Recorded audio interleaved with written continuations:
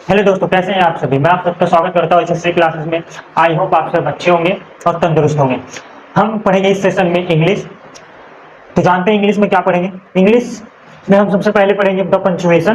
Punctuation का use हम सभी जानते हैं। पंचुएशन का यूज इंग्लिश में उतना ही महत्वपूर्ण है जितना महत्वपूर्ण किसी सेंटेंस के बारे में जानना, आर्टिकल्स के बारे में जानना, उसी तरह पंचुएशन के बारे में भी जानना बहुत ज़्यादा जरूरी होता है। अगर इसके बारे में नहीं जान पाते हैं, अगर इसको हम सही तरह से यूज नहीं करना जानते हैं, तो इससे ये होता है कि जैसे आप किसी चीज को समझने में आपको प्रॉब्लम हो सकती है, या किसी को समझाने में भी आपको प्रॉब्लम हो सकती है। इन सब का यूज आना बहुत ज्यादा जरूरी होता है। ये आपके लगभग यूपीएससी, अगर आप कभी यूपीएससी के एग्जाम के लिए प्रिपेयर हो रहे हैं, तो ये उस टाइम भी आपके लिए बहुत हेल्पफुल रहेगा। तो आई होप इसको अच्छे से पढ़ें। चलते हैं सबसे पहले the punctuation mark. Punctuation mark का यूज बहुत जगह होता है। जैसे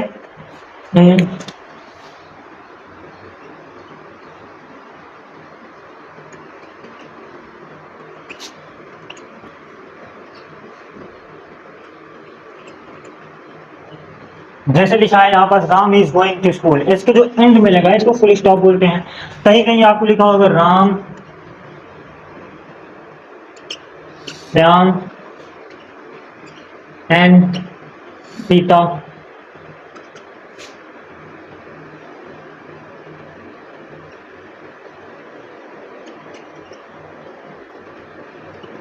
सॉरी, यहाँ आर होगा, आर गोइंग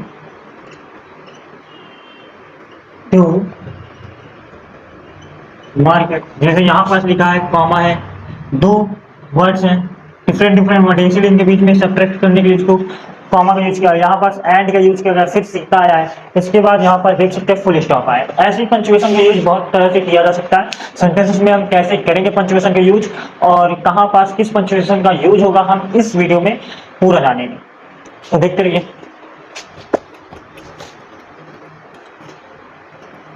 हम सबसे पहले पंचुएशन के इंट्रोडक्शन के बारे में जानते हैं।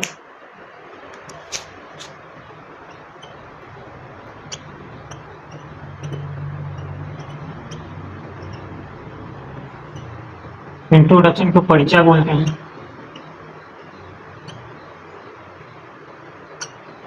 परिचय देखते हैं, परिचय क्या होता है, आइए देखते हैं। बोलने, कॉमा, पढ़ने तथा लिखते समय हम जिन चिन्हों की सहायता से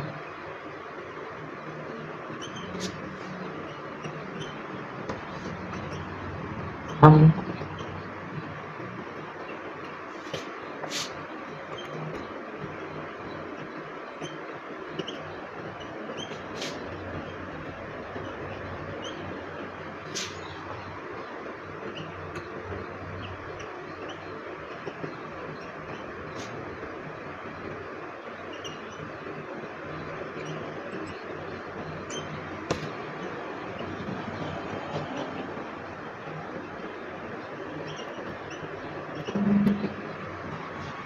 इसको, उन्हें क्या कहते हैं, पंचुएशन। हिंदी में इसको बोलते हैं विराम चिन्ह।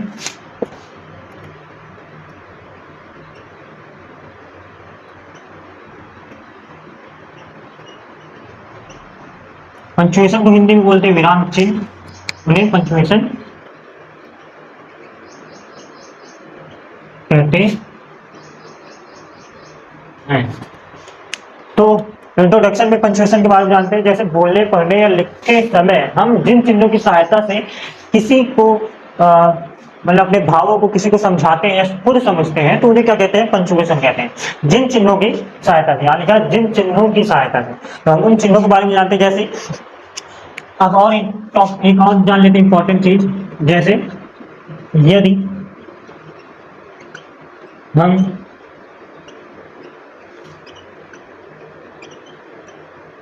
पंचुएशन का प्रयोग सही से करें तो हम अपनी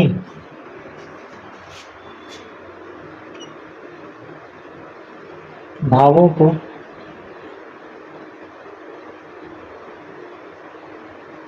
सही से सम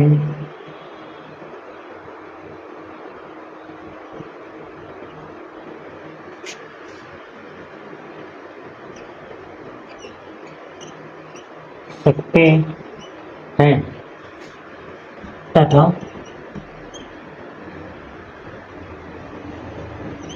यदि हम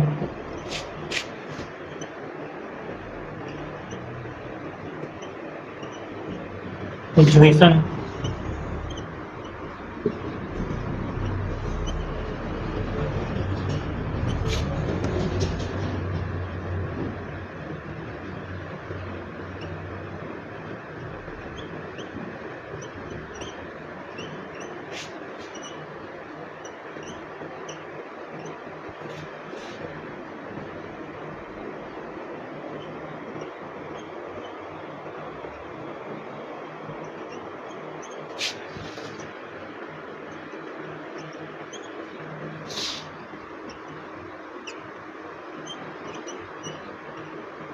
इसमें लिखा है यदि हम पंचुएशन का प्रयोग सही तरह से करें तो हम अपने वाक्य को सरल बना सकते हैं, इसका मतलब। और यदि हम पंचुएशन का उपयोग सही तरह से नहीं करते हैं, सही तरह से नहीं करें या ना करें, तो वाक्य का अर्थ बदल जाता है। कैसे बदल जाता है? जैसे मैं यहाँ पास एग्जाम्पल ले रहा हूं,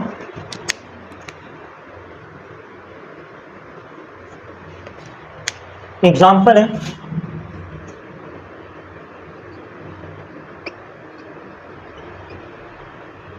the teacher said the girl is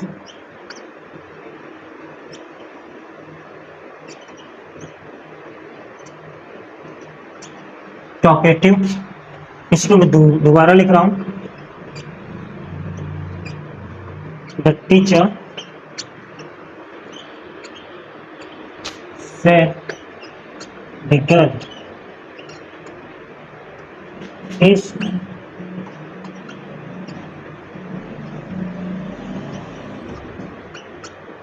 talkative।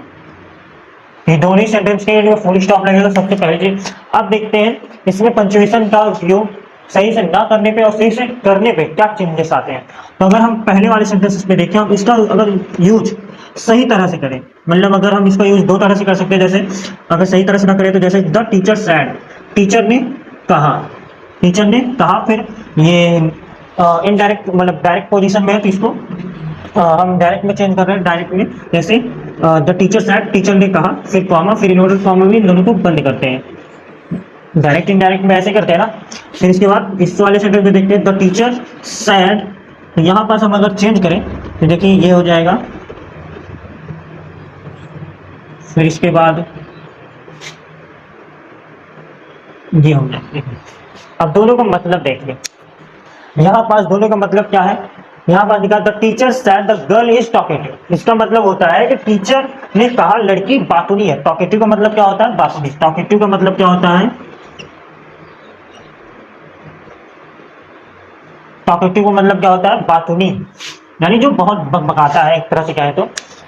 The teacher sad the girl is talkative, मतलब टीचर ने कहा लड़की बातूनी है। और दूसरे सेंटेंस में अगर देखें द टीचर, इसके बाद कॉमा, सैड द गर्ल, मतलब लड़की ने इस बार कहा है। ऊपर वाले सेंटेंस में क्या था? टीचर ने कहा। इस वाले में क्या है? लड़की ने कहा द टीचर इज टॉकेटिव। हम इस पार्ट को एक साथ लिखें तो भी वही मतलब होगा। यहाँ पास अलग अलग कर दिया गया है पंक्चुएशन के थ्रू हमको समझाने के लिए।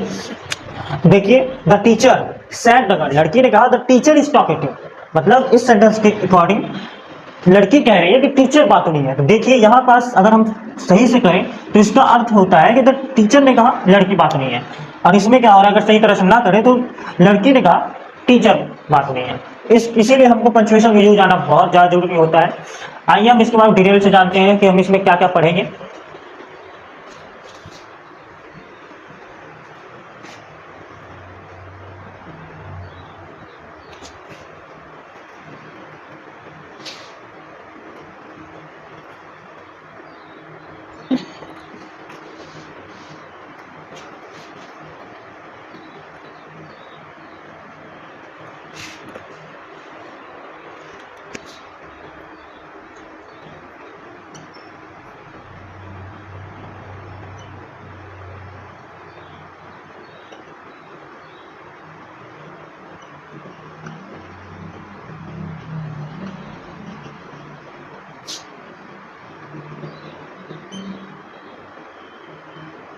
आइए जानते हैं पंक्चुएशन कितने टाइप्स के होते हैं। फर्स्ट टाइप हम ले रहे हैं यहाँ पर फुल स्टॉप। फुल स्टॉप के बारे में तो सभी जानते हैं, इसको हिंदी में पूर्ण विराम बोलते हैं। पूर्ण विराम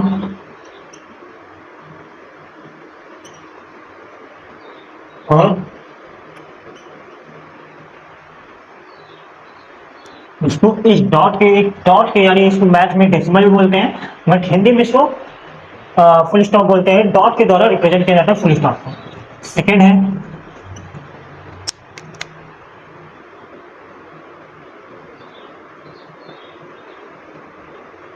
कॉमा, इसको कहते हैं अल्पविराम।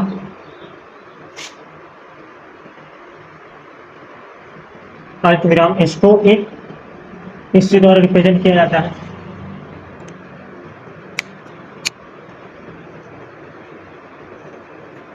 थर्ड है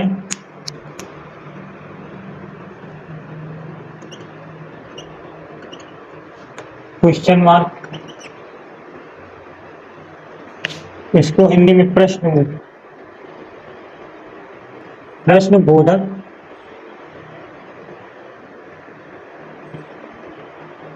चिन्ह बोलते हैं। इसके बारे में लगभग सभी लोग जानते होंगे। इसके बाद आता है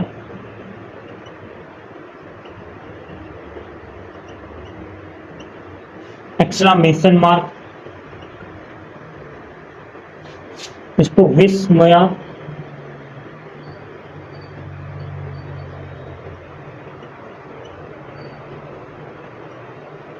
विस्मयादिबोधक चिन्ह, इसको इस तरह रिप्रेजेंट करते हैं। एक मतलब हिंदी में इसको पूर्ण विराम बोलते हो। पूर्ण विराम इसके नीचे क्या होता है, एक डॉट रहता है। फिफ्थ पढ़ेंगे हम हाइफन, इसको योजक चिन्ह बोलते हैं।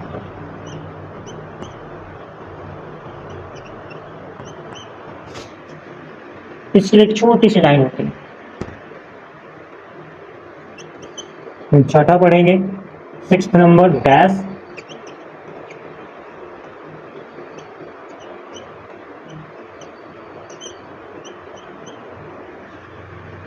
इसको निर्देशक चिन्ह बोलते हैं। इसके लिए बड़ी सी थोड़ी लाइन होती है। ये टू टाइप्स के होते हैं, एक होता है एन डैश, एक होता है एम डैश। ये कितने टाइप्स के होते हैं, ये टू टाइप्स के होते हैं।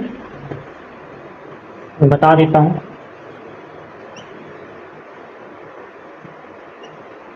एक एन डैश होता है और एक एम डैश होता है।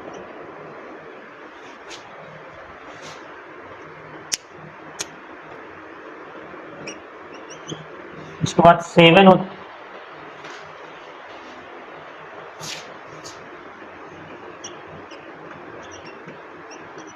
इन्वर्टेड कॉमा,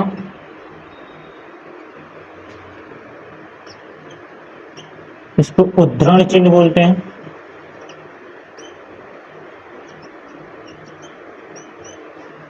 इसमें भी दो टाइप्स होते हैं, एक सिंगल इन्वर्टेड कॉमा होता है, एक डबल इन्वर्टेड कॉमा होता है।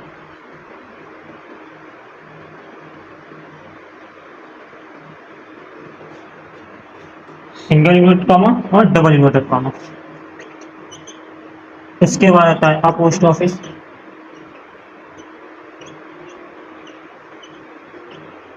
अपोस्ट्रोफी इसको अक्षर लोप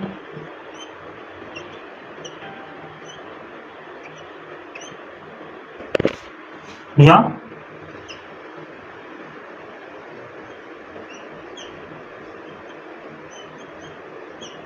संबंध का चिन्ह भी बोलते हैं। और इसका जो साइन होता है ऊपर कॉमा लगा रहता है। इसके बाद आता है 9th सेमी कॉलन, उसके बाद 10th कॉलन। सेमी कॉलन को हिंदी में हम बोलते हैं अर्धविराम। इसके लिए होता है एक बिंदी और एक कॉमा। इसके बाद आता है कॉलन, इसको उपविराम बोलते हैं, इसको दो डॉट के द्वारा रिप्रेजेंट किया जाता है। इसके बाद हम जानेंगे 11th में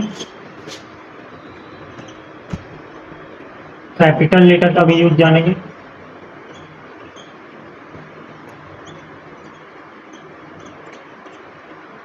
तो हम इस चैप्टर में इतनी चीजों के बारे में जानेंगे, ये मोस्ट इंपॉर्टेंट है। इसके अलावा भी बहुत सारे होते हैं बट ये मोस्ट इंपॉर्टेंट है, इसके बारे में हम जानते हैं। कितना मिनट हो गया, कितना मिनट हो गया? तो हम अब इसके फर्स्ट यानी फुल स्टॉप के बारे में हम डिटेल से जानते हैं। तो हम पहले फुल स्टॉप के बारे में जानते हैं, इसको हिंदी में पूर्ण विराम बोलते हैं, इसको एक डॉट के द्वारा रिप्रेजेंट करते हैं। इसके बाद हम इसके बारे में थोड़ा पहले जान लेते हैं। इसमें दो तरह के सेंटेंसेस का उपयोग में, मतलब दो तरह के सेंटेंसेस होते हैं जिसमें हम फुल स्टॉप यूज करते हैं। एक होता है असर्टिव और एक होता है इंपरेटिव। हम इन दोनों के बारे में थोड़ा थोड़ा सा शॉर्ट फॉर्म में, हम शॉर्ट में जान लेते हैं कि ये होते क्या है। असर्टिव,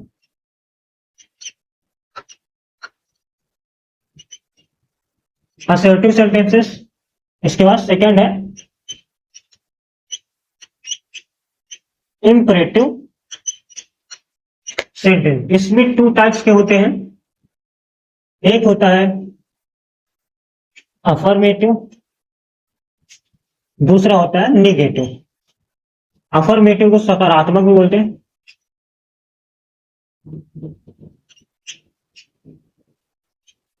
सकारात्मक सही लिखा है कहीं एक बार चेक कर लेना।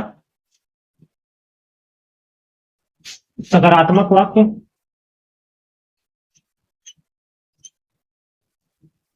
उसके बाद नकारात्मक।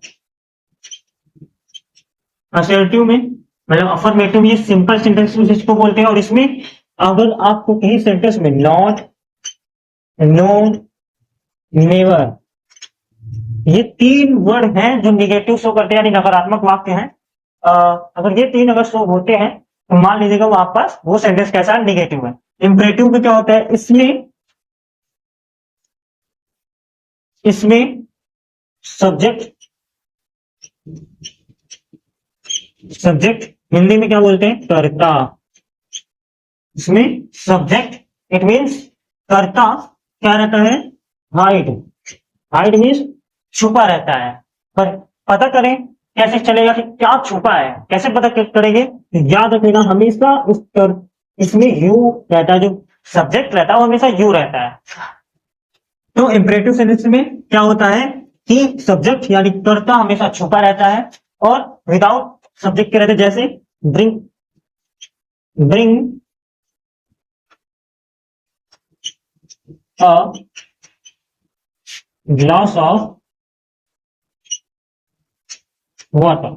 जैसे लिखा bring the glass of water, ये यहाँ ये नहीं शो कर रहा है कि किससे कहा गया है पानी लाने के लिए। Bring the glass of water का मतलब है कि एक गिलास पानी लाओ, और यहाँ ये नहीं शो हो रहा है कि किससे कहा गया है, यहाँ सब्जेक्ट का अता पता ही नहीं है। तो ऐसे सेंटेंसेस को हम क्या बोलते हैं, इंपरेटिव सेंटेंसेस। अब ये समझ जाओ, bring the glass of water, एक गिलास पानी ले आओ। अगर मान लो अगर तुम्हारे सामने कोई तुमसे कोई बोलता है bring a glass of water, मेरे लिए एक गिलास पानी, तो तुम्ही से बोलेगा ना, ऐसा तो है नहीं किसी और से बोल रहा है। अगर वो तुम्हारी तरफ देख रहा है तुम्ही से बोलेगा, इसका मतलब तुम्हारी तरफ देख रहा है मतलब तुम्हारी तरफ यानी तुम्हें देख रहा है। तुम का मतलब क्या होता है, यू। और इसलिए हम कहते हैं कि इंपरेटिव सेंटेंस में जो सब्जेक्ट होता है यानी कर्ता होता है, जो हाइड रहता है, वो क्या रहता है, सदैव यू ही रहता है।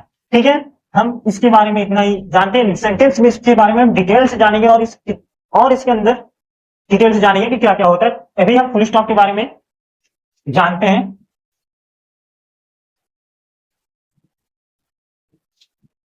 तो इसका फर्स्ट लिखते हैं, इसके बारे में लिखते हैं, क्या लिखते हैं कि इसका मार्कर भी नहीं चल रहा है,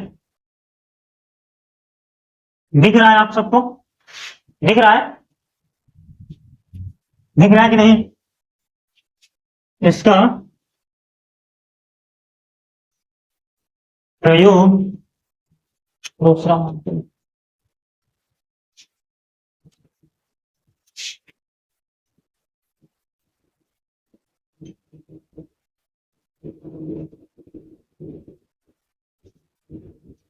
इसका प्रयोग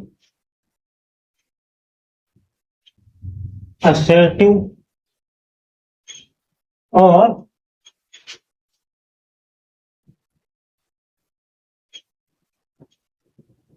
इंपरेटिव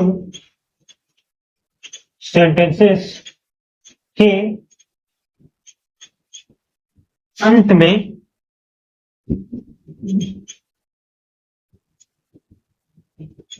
किया जाता है। एग्जाम्पल के थ्रू समझे तो,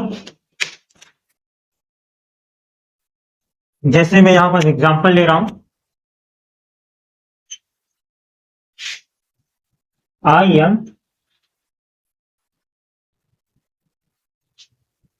आई एम गोइंग टू टेम्पल। इसके बाद सेकेंड ले रहा हूं, अभी मैंने लिया था, bring a glass of water. And third में ले रहा हूं,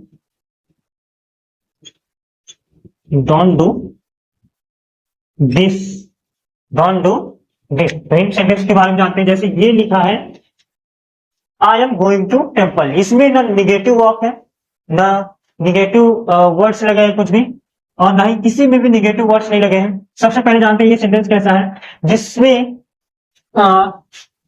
जैसे मैंने बोला था सकारात्मक मतलब असर्टिव कितने टाइप्स के होते हैं, टू टाइप्स होते हैं, एक अफर्मेटिव होता है, एक निगेटिव होता है। अगर अफर्मेटिव में पहला अफर्मेटिव को हम सकारात्मक बोलते हैं, यानी इसमें अगर निगेटिव वर्ड्स नहीं आ रहे हैं, निगेटिव वर्ड्स नहीं आ रहे, तो वो क्या है, वो अफर्मेटिव है। अफर्मेटिव भी होते हैं क्या है, असर्टिव। तो ये सेंटेंस कैसा है, असर्टिव। ये सेंटेंस कैसा है, असर्टिव, असर्टिव सेंटेंस है। अब मैंने बोला इस ऐसे सेंटेंसेस जिसमें सब्जेक्ट क्या होता है, छुपा रहता है, यानी हाइड रहता है, उसे क्या कहते हैं, इंपरेटिव सेंटेंसेस बोलते हैं। जैसे bring the glass of water, इसमें ये नहीं कहा, सोच सकते कि किससे कहा जा रहा है पानी लाने के लिए, ये सिर्फ जिससे बोला जा रहा है उसी को पता है। जैसे मुझसे अगर कोई बोलेगा पानी लाने के लिए, तो मुझे से बोलेगा, किसी और से नहीं। तो ये कैसा है, इंपरेटिव सेंटेंस है।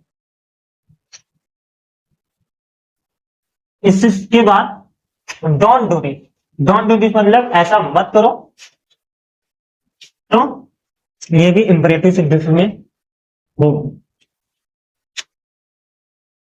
इसके बाद हम नेक्स्ट पॉइंट जानते हैं।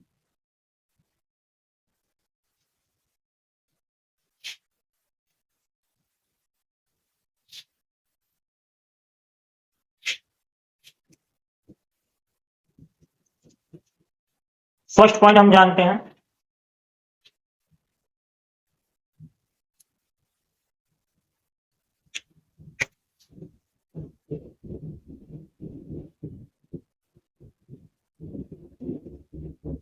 संक्षिप्त रूप वाले शब्द, यानी इंग्लिश में इसको बोलते हैं एब्रीविएशन।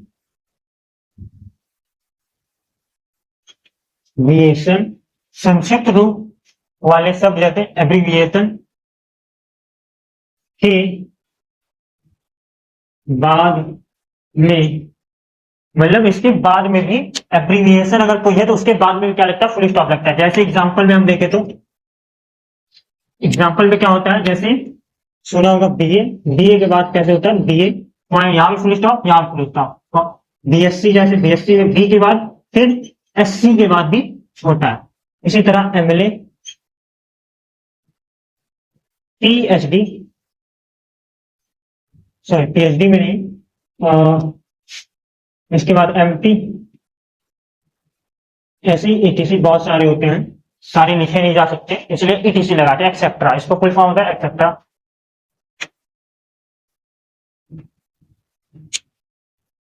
इसके बाद आता है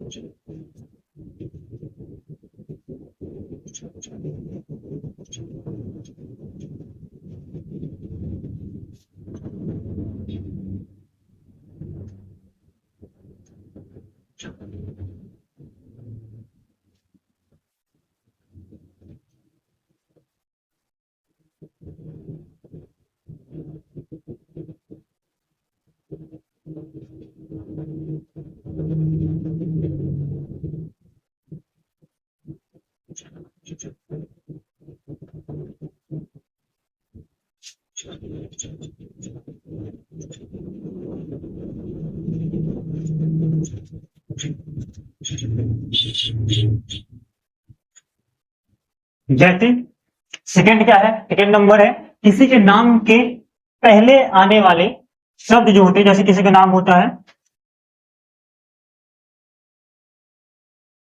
राम, एग्जाम्पल ले लेते हैं, जैसे राम कुमार वर्मा। आप सभी जानते हैं कि अगर किसी का नाम है तो उसके हर एक सरनेम हो या नेम हो, उसके नाम का पहला अक्षर कैपिटल लेटर होता है। जैसे ये मैं सिखाऊंगा कैपिटल लेटर में, वो भी एक पंचुएशन, ये इसका ध्यान रखना बहुत ज्यादा जरूरी होता है। इसके लिए राम कुमार वर्मा जैसे लिखा है, तो इसका हम अगर हम इस पॉइंट के हिसाब चले तो इसको अगर हम पहले यानी किसी के नाम के पहले आने वाले जो वर्ड्स होते हैं, जैसे ये दोनों अगर हम इसका बनाए तो इसके जैसे आर के बाद फुल स्टॉप, फिर के बाद फुल स्टॉप, फिर वर्मा, तो हम ऐसे बोलते हैं आर के वर्मा। क्या बोलते हैं? आर के वर्मा।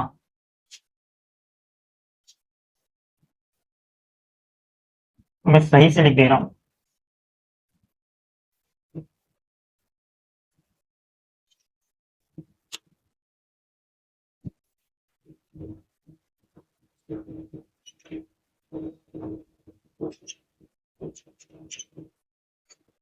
फिर R K Singh, V D Verma, ETC. Third point के बारे में जाने तो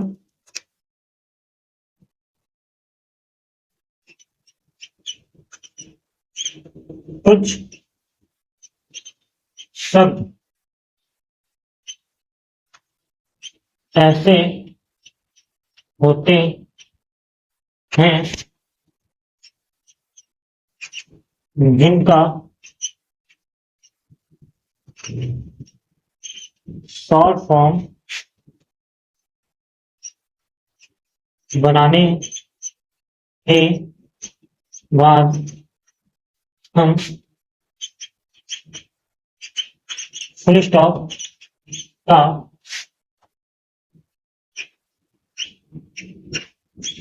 प्रयोग करते हैं। एग्जाम्पल में अगर देखें तो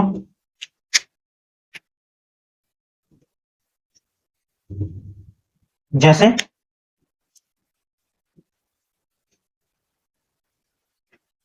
अप्रैल, अप्रैल तो हम एपीआर लिखते हैं। जनवरी को JAN लिखते हैं शॉर्ट फॉर्म में, और इसके बाद फुल स्टॉप आता है। फिर इसके बाद जून, ऐसे ही और सारे वर्ड्स होते हैं जिनके शॉर्ट फॉर्म बनाने के बाद हम फुल स्टॉप को यूज करते हैं। तो आई होप आपको हमारी ये वीडियो अच्छी लगी होगी। अगर अच्छी लगी है या फिर हमारी वीडियो से आपको कुछ सीखने को मिल रहा है, तो ऐसा ना समझें कि ये सिर्फ आप ही के लिए है। अगर आपके दोस्त या दोस्त बंधु के पास भी इस वीडियो को शेयर करें और कोशिश करें इस वीडियो को ज्यादा से ज्यादा तक लोगों तक पहुंचाने की। धन्यवाद। हमारे वीडियो को लाइक एंड सब्सक्राइब करना ना भूलें। धन्यवाद।